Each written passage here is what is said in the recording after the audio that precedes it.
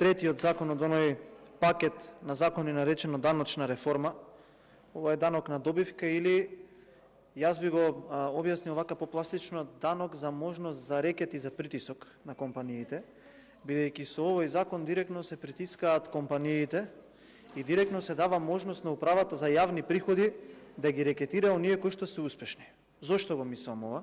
Сега ќе ви објаснам и подетално, за да знаат граѓаните зашто гласаат нивните пратеници во парламентот, односно какви законски решенија носат кои што потоа ќе го утепаат и текако руинираното стопанство. Овој закон вреди да се напомене дека нема поддршка од ниту една од стопанските комори и од она кое што можев да го слушнам како аргументи од пратениците од мнозинството, апсолутно не ми дава уверување дека некој го разбрал законов, односно дека законот е напишан така како што му одговара на одредена политичка елита или на оние кои што сметаат дека со притисок, уцени и закани по зајавиот рецепт од 2020 година ќе можат да влијаат некако на изборните резултати. Прво, она кое што голем проблем е тоа што се укинуваат ваучерите за спорт, а при тоа не се дава никаква алтернатива на замена на тој систем за финансирање и за помагање на спортот.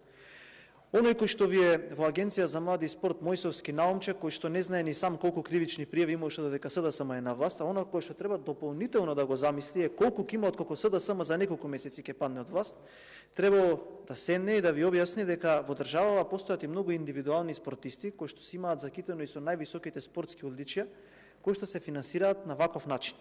Значи не е ова системот на Мојсовски наумче и на сите пред него на 50-50, јас тебе ќе ти го дадам ваучер од 50% одма да ми вратиш од сумата, и тоа има доказ, и тоа има федерации кои што отворено го кажуваат. Јас можам и тука да ви ги кажам, еве ви повикувам од собранискава говорница, нека ме повика за Спаниот Јовевски, јас лично ќе му ги кажам кои федерации одат и плаќаат 50-50, или можете тоа да го видите, например, една федерација од индивидуален боречки спорт кој што нема надпреварувач на никакво првенство, има еднакво добиено средство од Агенцијата за млади и спорт, толку колку што има една боречка федерација од индивидуален спорт со сребрен олимписки медал. Тоа се случува во спортот во државата. Сега, заради таквите криминални дејанија, односно заради тоа што не можете да влијаете на оние кои што ги реализираат ваучерите, тоа се најголем дел членовите на Стопанската комора на Македонија, односно оние топ 100 компании кои што ви се потпишаа за данокот за солидарност, и најголем дел од тие реализатори се конкретно тие компании. Вие одлучувате да го смените тој систем, едноставно тој систем да не постои и да дадете систем на кој што велите дека ќе се дополнително разгледува, или со некоја одредена комисија каде што на посебна ставка на буџетот ќе има средства и комисија ќе одлучува на кого ќе се дадат тие средства. Ако тоа не е извор на корупција, тогаш навистина не знам што се подразбира под институционално неспречување на корупција. Тоа е кое што претседателката на ДКСК на моменти ви го кажува јавно, но тоа вие не го слушате, откако Груби Артан кажа дека не ги бива. Вас ви е важно што ќе каже тој човек, и ако тој каже дека надвор сега е ноќе, за вас тоа го прифаќате без никаква забелешка. Сега, тој систем како што ќе го укинеме, дали некој од вас размислил како до крајот на годинава, кога нема никакви изменувања во законот за спорт, каде што се сврзани тие закони, законов на данок на добивка и законот за спорт за помагање на спортистите, како тие спортисти прво ќе ги исплатат обврските кои што ги превзеле, а второ како ќе ги завршат припремите заради тоа што се во сред тренажен процес.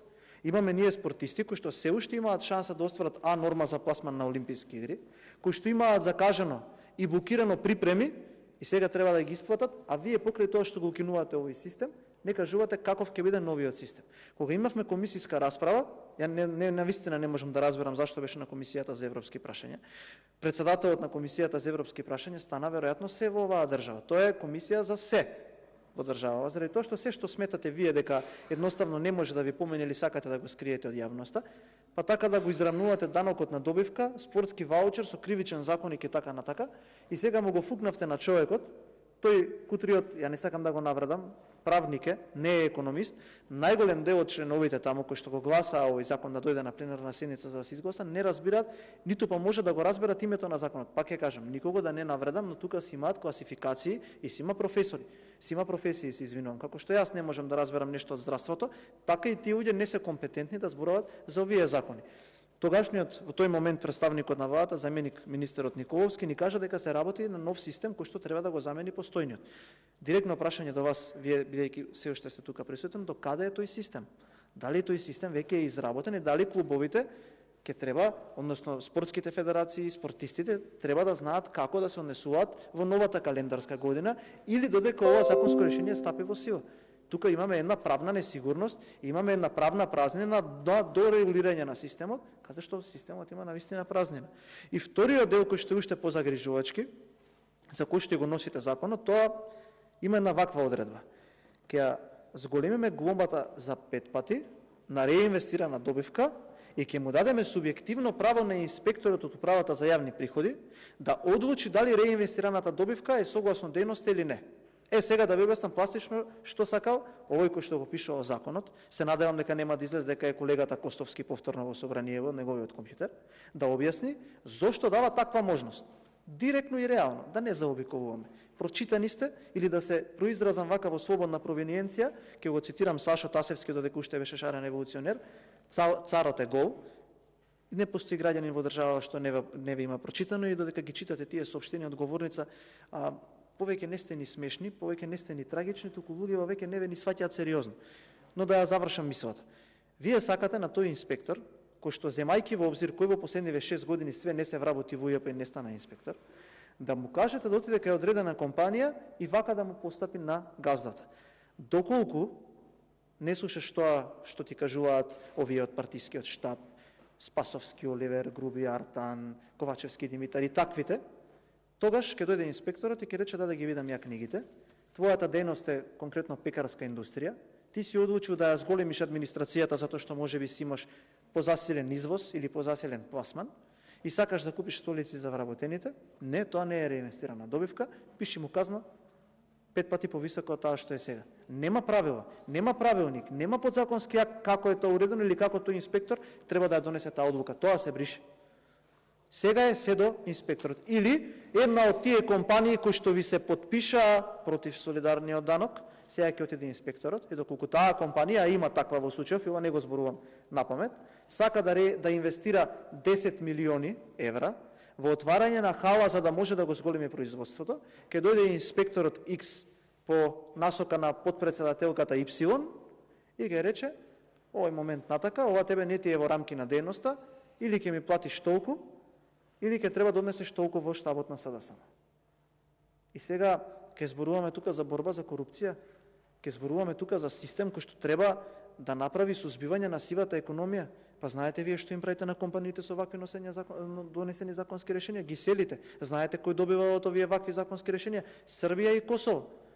Прашајте во коморите колку компании има. Има тука луѓе пратеници, јас што ги гледам присутни во сала, што имаат доста добри контакти со комората. Прашајте ги колку компании размислуваат да преселат дејност. Колку компании планираат да затворат. Прашајте што мислат и Советот на странски инвеститори за овие ваши решенија донесени преку ноќ.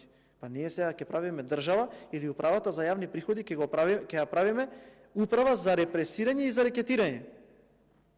Како тоа вака на вас ви текне, на кој му текна тоа 5 пати повисока глоба да праќа за реинвестирана добивка?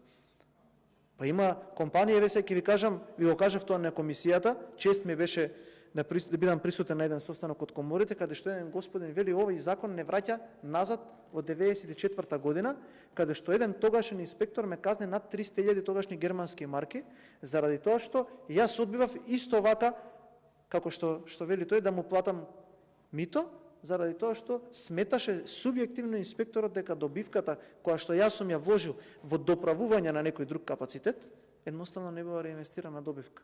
Па таму индикативно со овој закон признавате каде ја враќате оваа држава. Никаква визија, никаква цел, никаков крајна дестинација на патот на кој што сме упателе, само помор, само катастрофа, само фијаско. И ја не морам да се обидувам со вас, ниту сакам, а сепак малку имам мотив да ви објаснувам нешто, заради тоа што аргументите кои што ние ви ги кажуваме, народот ќе ви ги каже на избори. Не постои понеспособна, покорумпирана и побезидојна влада од аспект на економија. На претходната влада на ВМРО ДПМН за економија можете вода да ја носите и да седнете и да учите како се прави економски силна држава, каде што законите важат подеднакво за сите. Бројките се неумоливи, бројките тоа си го кажуваат и затоа на наредните избори граѓаните ќе ве казнат за да 12 години не ви ни текне да помислите дека ќе имате барем пристоен резултат на изборите. Благодарам. Има збор Антонио Милош.